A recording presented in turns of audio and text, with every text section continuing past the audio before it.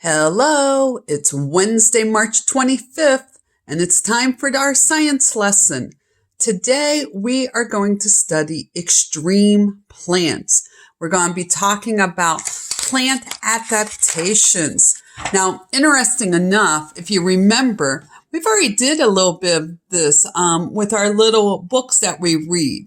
So this will be very interesting. You can see here a picture of the Venus flytrap. And that's one of the plants that we studied about. It says plants need water, sunlight, and nutrients from the soil. Hey, that ties into yesterday's lesson.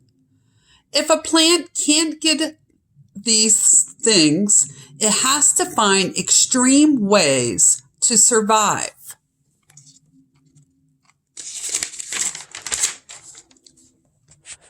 Plant survivors, and the top picture says, this Venus flytrap caught a yellow jacket. Not every habitat is perfect for plants, but some plants can survive in these places anyway. Here's how they get what they need. Killer plants. In some wetlands, the soil is poor. It does not have many nutrients that help plants grow. Here, some plants need to get their nutrients from something else, so they eat insects and other small animals. These plants are called carnivorous.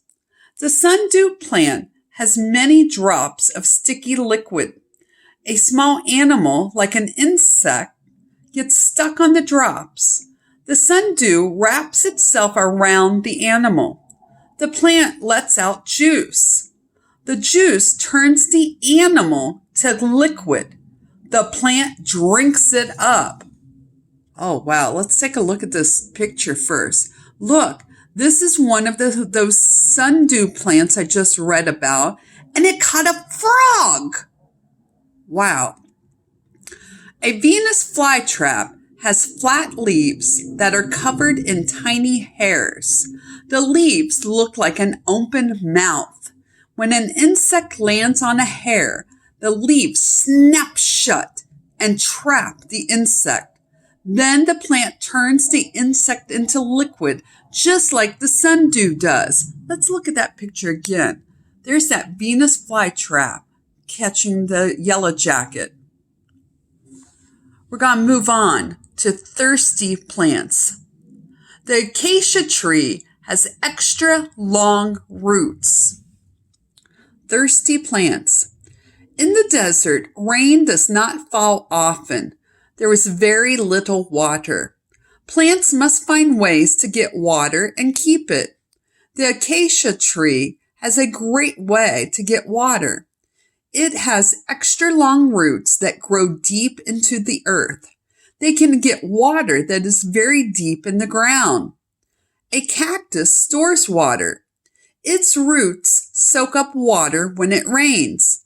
Then the cactus stores the water in its thick, spiny stem. The cactus will need the water when the weather is very dry. Climbing high. This looks like some of those trees we studied about earlier. In the rainforest, trees stretch high into the sky. They make a lot of shade on the plants below. But these plants still need sunshine to grow. How do they get light they need? Some plants climb toward the sun. The Lena vine wraps around trees. It climbs up to where the sunlight is bright. The epiphus doesn't grow on the ground at all. They grow up high on the tree branches. They don't need soil. They get water from the air and nutrients from dead leaves and the bark on the branches. And up there, the epiphytes get a lot of sun. Here we see that Liana vine climbing up to get the sunlight. All right, now on for your assignment. Now, I am posting a picture of this as well on Class Dojo, but you can always rewind backwards for this video. So today we're going to be looking at a bar graph. And you can see that the bar graph is titled the Venus flytrap graph. It shows us the number of bugs eaten for both plant 1 and plant 2. And then you can see March, April, and May. So number 1, by looking at the chart, how many bugs did plant 1 eat in March? Number 2, in what month did plant 1 eat the most bugs? Number 3, in which month did plant 2 eat 50 bugs? And number 4, how many bugs did plant 2 eat in March and April all together? So that's a math problem. Bonus. Bugs sit on the pitcher plant. See the pitcher plant? They slip and fall into a pool of liquid inside the plant. They can't get out. The plant can trap 1,000 bugs in a week. Which catches more bugs in a month? The pitcher plant or the Venus flytrap? So you can take a picture of your work, send it in, or just send me the answers. Talk to you soon.